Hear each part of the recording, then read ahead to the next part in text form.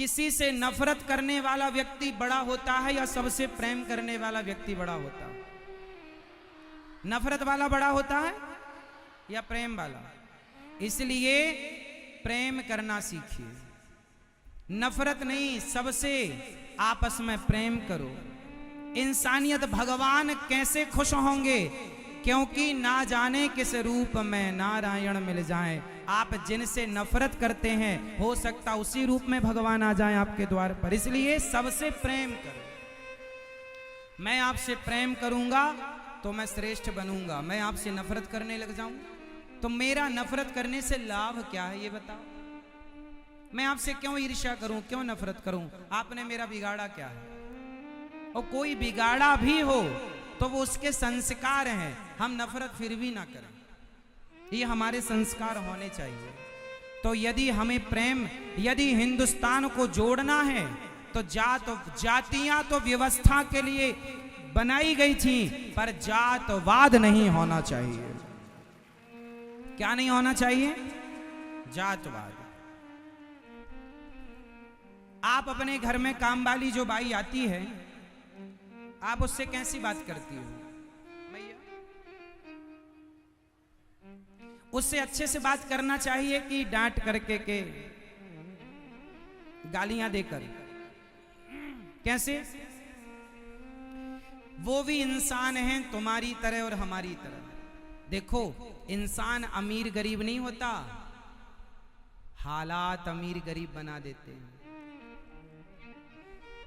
आज आप इस तरफ हैं, वो उस तरफ है। समय का ऐसा चक्र चल सकता है कि वो इस तरफ आ जाए और आप उस तरफ चले जाएं। इसलिए अमीरी किसी के बाप की बफौती नहीं होती। दिन सबके बदलते हैं, इसलिए इंसानों को इंसानों की इज्जत करना चाहिए।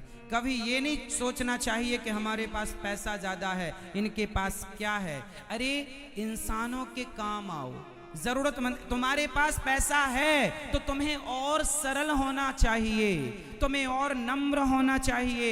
एटीट्यूड नहीं रखना चाहिए कि जी मेरे पास पैसा है। आम का सीजन चल रहा है, आम किस किस ने खाया है इस सीजन में? सबने आम खाए होंगे। आम से क्या सीखा आपने? खाते हो, गुठली फेंक देते हो, सीखते नहीं हो। आम का पेड़ जो होता है ना मेरी माँ, वो फलों से जब भरता है ना तो उसकी डालियां झुक जाती हैं। वो मैसेज दे रहा है कि भगवान तुम्हें जितना धन धान्य से भर दें, तुम उतने सरल और सहज और झुकने वाले बन जाओ, नम्र हो जाओ। लेकिन आजकल उल्टा है, आदमी के पास जितना पैसा आ रहा वो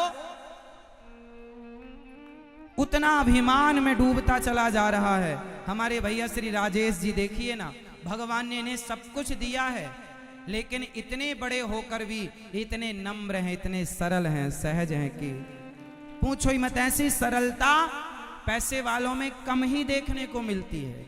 जिन पर भगवान की कृपा हो वो व्यक्ति धन पाकर भी अभिमान से बचता है, वरना अभिमान सबको अपने चंगुल में फंसा लेता है। और अभिमान आ गया रावण को। अरे मेरे पास सोने की लंका है, ये बनवासी राम के पास धरा ही क्या है, चलो इसकी पत्नी उठा लेते हैं। रावण ने अपने आप को पैसे वाला मानकर, राम को सामान्य व्यक्ति मानकर उनके साथ गलत व्यवहार किया। आप अमीर हैं, अच्छी बात, लेकिन अमीर हैं इसका मतलब ये नहीं कि गरीबों पर तुम जुल्म करोगे, अत्याचार करोगे। हाँ, लिख लेना, मैंने देखा है जिन अमीरों ने गरीबों पर अत्याचार किया, देखते देखते वो अमीर से ऐसे गरीब हुए कि उनके पास खाने को रोटियां ना रही। मैंने देखा है, मैंने समय बहुत देखा, मैंने जीवन में अनुभव बहुत पाया, मैंने अच्छे अच्छे लोगों को देखा, धन्ना सेठों को देखा, पर जब पैसा था सीधे मुंह बात नहीं करते थे। अभिमान इतना था कि तुम्हें धूल में मिलाने की बात किया करते थे, तुम्हारी औकात क्या है, ऐसी बात करते थे।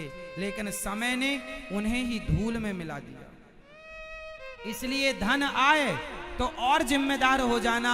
हे विधाता, आपने मुझे दिया है तो जरूर किसी उद्देश्य के लिए दिया है। धन आवे तो धर्म से जोड़िएगा, अच्छे कार्य कीजिएगा, परोपकार कीजिएगा, सेवा कीजिएगा, जरूरतमंदों की, गरीबों की, दीन दुखियों की, क्योंकि समय सदा एक सा नहीं रहेगा।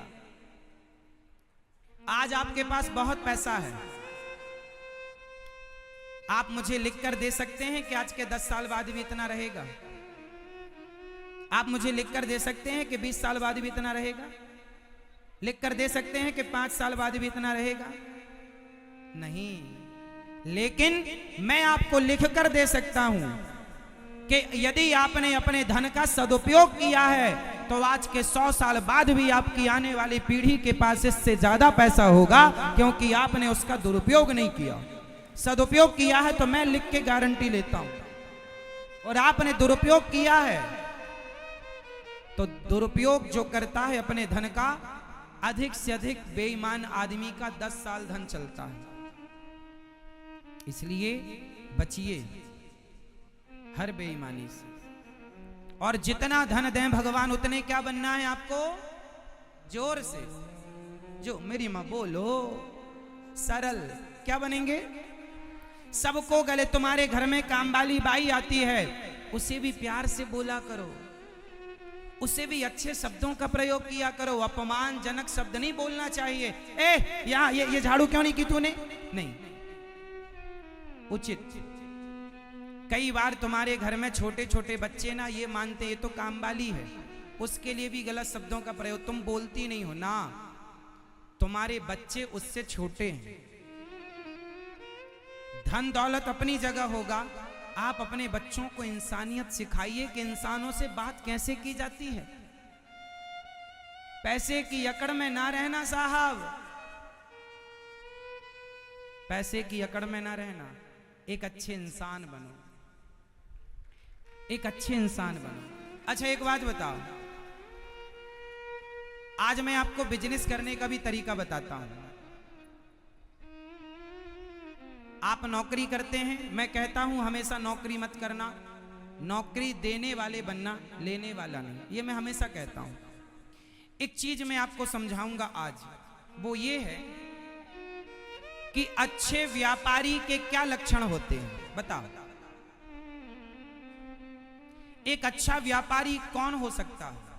एक अच्छा बिजनेसमैन कौन हो सकता है? एक अच्छे बिजनेसमैन के लक्षण बताओ क्या होते हैं? क्या पता है आपको?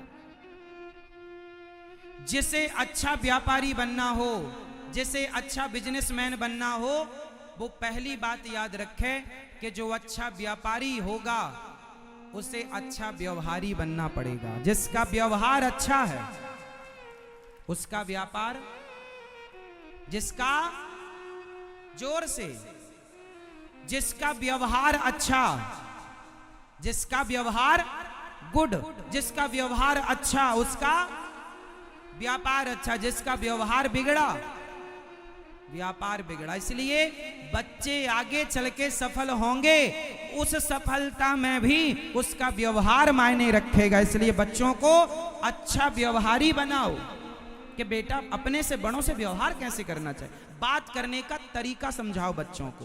बेटा अपने से बड़ों से कैसे बात की जाती है, रे बे तू तड़ाक करके बातें नहीं, सदा आदर से। आपसे छोटा भी क्यों ना हो लेकिन आप उसका भी आदर कीजिए।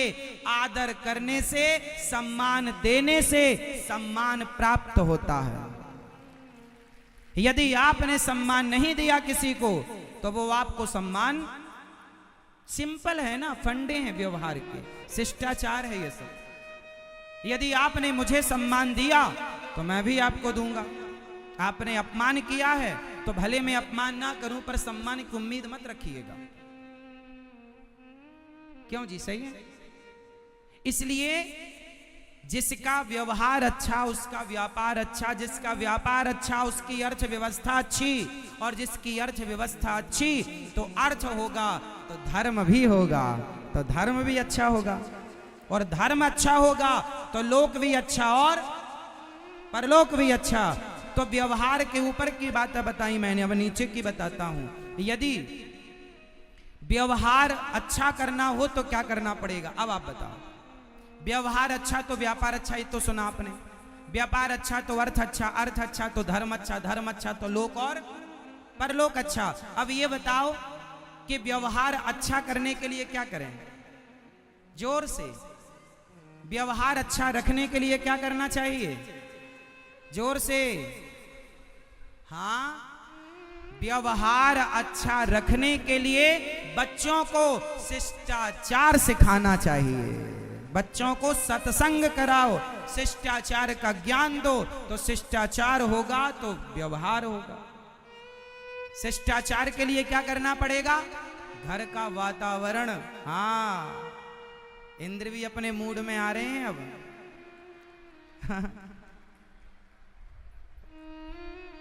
उनको लग रहा है कि हम भी चलें कथा सुनने, सारे मेरठ वाले गए हैं, आओ।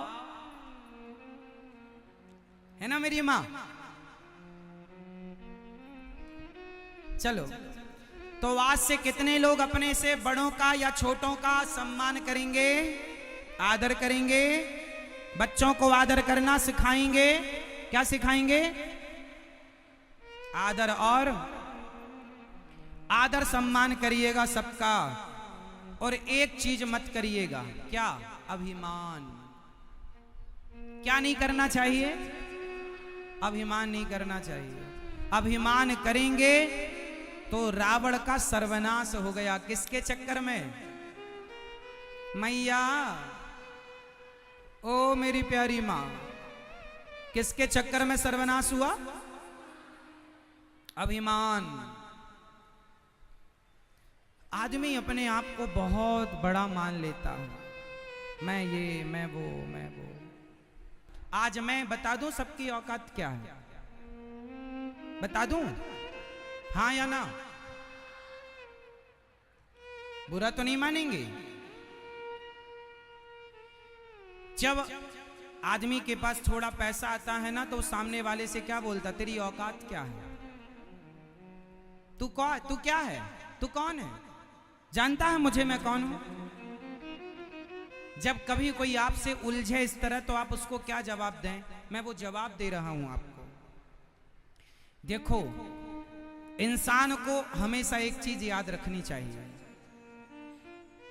ये जो अभिमान करने वाले लोग हैं, वो इसलिए अभिमान करते हैं क्योंकि उन्हें अपना स्वरूप भूल चुके हैं। वो अपने आप को भूल गए हैं कि मैं कौन हूं।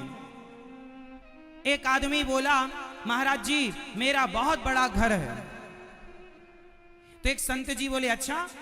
उसके घर में उसने बोला कि महाराज जी पूरे जिला में सबसे बड़ा घर मेरा है। तो संत जी वहां पर थे, तो वहां पर एक ग्लोब रखा हुआ था। ग्लोब जानते हैं? मानचित्र।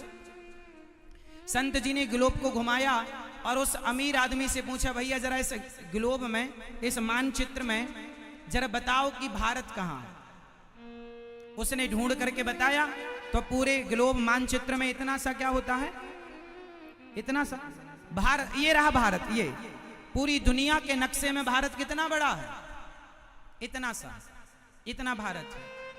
अब भारत इतना है, तो पूछा संत जी ने, भैया जरा बताओ इस भारत में तुम्हारा राज्य कहां है? अब उसने राज्य ढूंढा उस भारत। राज्य ये रहा, ये यूपी। ये रहा, ये यूपी।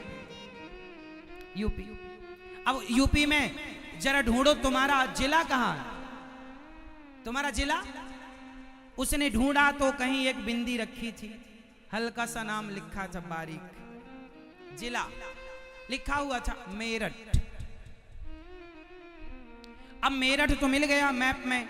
अब संत जी ने कहा, चल बता अब तेरा घर कहां है, इसमें जरा मुझे दिखा। इसमें तुम्हारा घर कहां है? दुनिया के नक्शे में हमारी तुम्हारी हैसियत क्या है? दुनिया में आप और हम कितने बड़े हैं? इसलिए ये अभिमान मत रखो कि मैं कुछ हूं। हमेशा ये भाव रखो कि हे प्रभु, जो कुछ हमारे पास है वो आपकी दी गई जिम्मेदारी है, हम उसे निभा रहे हैं। बस हमारा अपना कुछ नहीं है। जो है प्रभु आपका दिया प्रसाद है।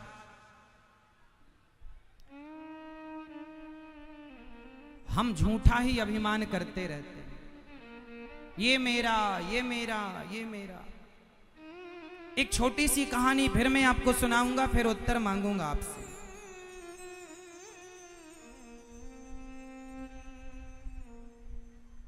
अच्छा ये बताओ, आपके घर में आप कितने लोगों का पालन पोषण करते हैं? आप कितने लोगों को खवाते हैं? मैया आप कितने लोगों को खवाती पिवाती हो? आप बताओ, आप कितने लोगों का भरण पोषण करते हैं? उत्तर दो। जो जितने लोगों का करते हैं उतने हाथ, उतनी उंगलियां उठाएंगे। आप कितने लोगों का भरण पोषण करते हैं? कितने लोगों के आप पालनहार हैं? उत्तर दो। आप कितने लोगों का मैया पेट भरती हो? 6 लोगों का। आप बताओ भाई, आप कितने लोगों के पालन पोषण करते हो? 5 लोगों का। मैया आप बताओ, आप कितने लोगों का? पीछे वाले भक्त बताएंगे आप कितने लोगों का पालन पोषण करते हैं। कोई 5 लोग बता रहा है, कोई 3 लोग। आप लोग कितने लोगों का? आप कितने लोगों का? आप बताओ, आप कितने लोगों का पालन पोषण, कितने लोगों का? कोई कहता है मैं 2 लोगों का पालन करता हूं, कोई 4 लोगों का, कोई 6 लोगों का, कोई 10 लोगों का, कोई 20 लोगों का परिवार है, मैं 20 लोगों का पालन पोषण। तो याद रखिएगा, आप इस गलतफहमी से उबर जाइएगा कि आप किसी के पालनहार हैं। आप किसी को कुछ ना खिलाते ना पिलाते, सबके पालनहार भगवान हैं। पहला तो अपने आप को इस अभिमान से नीचे उतारो कि मैं किसी का पालन करता हूं, मैं किसी का पालनहार नहीं हूं, क्योंकि मैं नहीं रहूंगा तो भी लोग रहेंगे। मैं किसी को रोटी खिलाता हूं, ये अभिमान हटा दो, भगवान सबको खिलाते हैं, ये बात ऐड करो। और मैं नहीं रहूंगा तो भी लोग भूखे नहीं रहेंगे, क्योंकि सबको खिलाने वाले हम अभिमान करते हैं। किस तरह? एक बैलगाड़ी, एक छोटी सी कहानी सुनाता हूं, उत्तर देना पड़ेगा सबको। उत्तर दो। एक बैलगाड़ी जा रही थी, किसान ऊपर बैठा था, बैलगाड़ी चला रहा था। नीचे से एक कुत्ता, किसान का पालतू कुत्ता, बैलगाड़ी के बीच में सेंटर पर चल रहा था। कुत्ता बीचों बीच चल रहा था गाड़ी के। तभी बगल से गधा निकला। तो गधे ने कुत्ते से कहा, कुत्ता भाई कैसे हो? कुत्ते ने कहा, मजे में है, पर थोड़ा अभी ज्यादा जिम्मेदार हो गए हैं हम। क्या जिम्मेदारी आ गई है? बोले गाड़ी हम चला रहे हैं आजकल। गधे ने कहा, कर दी गलत बात।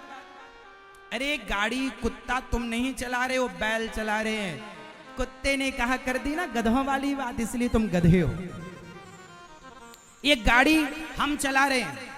कुत्ता बोला, गाड़ी हम चला रहे हैं, ये कुत्ते, ये बैल हमारे बॉडीगार्ड हैं, ये बैल हमारे बॉडीगार्ड हैं, सिक्योरिटी है हमारी, बड़ा खतरा है। गधे ने कहा, अच्छा गाड़ी तुम चला रहे हो तो स्टॉप, रुको रुको। अब कुत्ता रुका तो गाड़ी, अकस्मात गाड़ी भी रुक गई। और जब गाड़ी रुकी तो कुत्ते की छाती, मैं सही कह रहा था ना, तू गधा नहीं माना? गधा बोला, अच्छा चल। कुत्ता चला, अकस्मात गाड़ी भी चल पड़ी। अब उत्तर आप दो, गाड़ी कौन चला रहा था, कुत्ता या बैल? उत्तर कौन? गाड़ी तो बैल ही चला रहे थे। ये कुत्ता अभिमान करता जा रहा है, अभिमान में कहता मैं चला रहा हूं, मैं। बताओ वो कुत्ता कौन?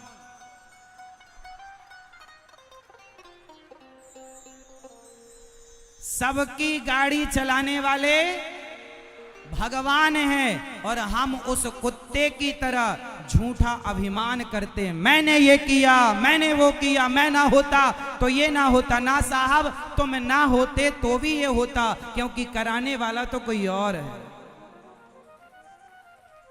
इसलिए आप ये मत कहो कि मैं करता हूं, नहीं, हे प्रभु आप करते हैं, मैं निमित्त हूं। भगवान मेरे से करा रहे हैं, भगवान मेरे से करा रहे हैं।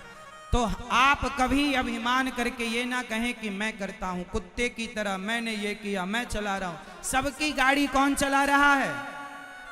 जोर से, सबकी गाड़ी चलाने वाले। और हम किसकी तरह अभिमान करते हैं? उस कुत्ते की तरह। तो आज से आप लोग उस कुत्ते की तरह अभिमान कौन कौन नहीं करेगा? जो नहीं करते थे वो भी हाथ उठाएंगे, और जो नहीं करेंगे वो भी हाथ उठाएंगे। अभिमान से बचो, और जो है भगवान की कृपा मानो। तो आज से कितने लोग इस अभिमान से बचेंगे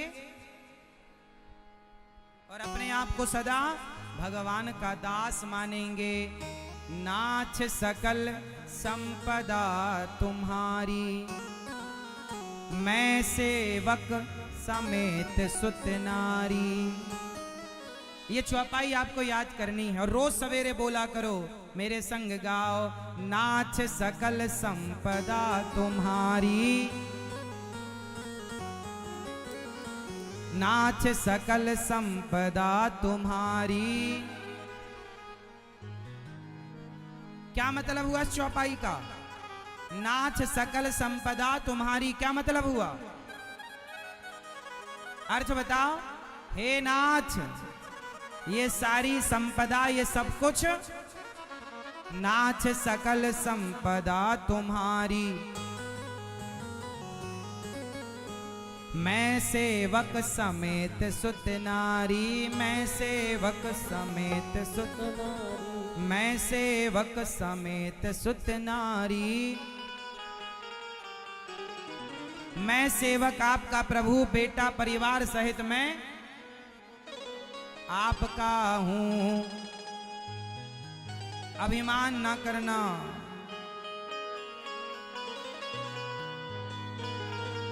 अभिमान जब आता है ना, तो देखो व्यक्ति क्या क्या कर। एक अभिमान से भरा भजन में आपको सुनाता हूं। जिस भजन में अभिमान है और एक का अभिमान नष्ट होगा इस भजन में, और एक की सच्चाई आप समझेंगे, और ये सच्चाई आपकी और मेरी है। जब अभिमान आए तो अपनी एक बात याद रखिएगा,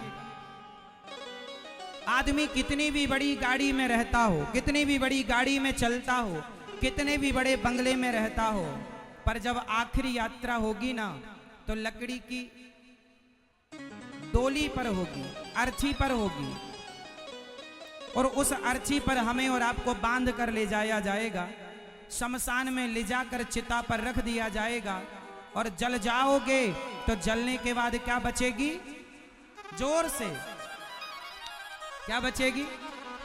राख। राख बचेगी, राख। क्या बचेगी? वो राख हूं मैं, वो राख हूं मैं। आज अनिरुद्धाचार्य है, भविष्य में ये राख बन जाएगा। आप में से कितने लोग भविष्य में राख बन जाएंगे? सब हो जाएंगे। अब बताओ, अकड़ किस बात की? अभिमान किसका? एक दिन आप पूरे के पूरे 50 रुपए के घड़े में समा जाएंगे। 50 रुपए के घड़े में आपकी राख आ जाएगी और आपको लोग ले जाएंगे। बड़ी बड़ी डींगे, बड़ी बड़ी बातें, बड़े बड़े बंगलों में रहने वाला एक दिन मुट्ठी भर राख हो जाएगा, फूंक मारने से उड़ जाएगी। अब घमंड बताओ किसका करें? हमारे पास क्या है घमंड करने जैसा? इसलिए इंसान बन करके रहो, ज्यादा उड़ो मत, ज्यादा उड़ो मत, इंसानों की तरह रहो। क्योंकि आप और हम एक दिन, कितने अभिमानी घड़े में समा गए, सब कुछ समाप्त हो गया, क्या बचा?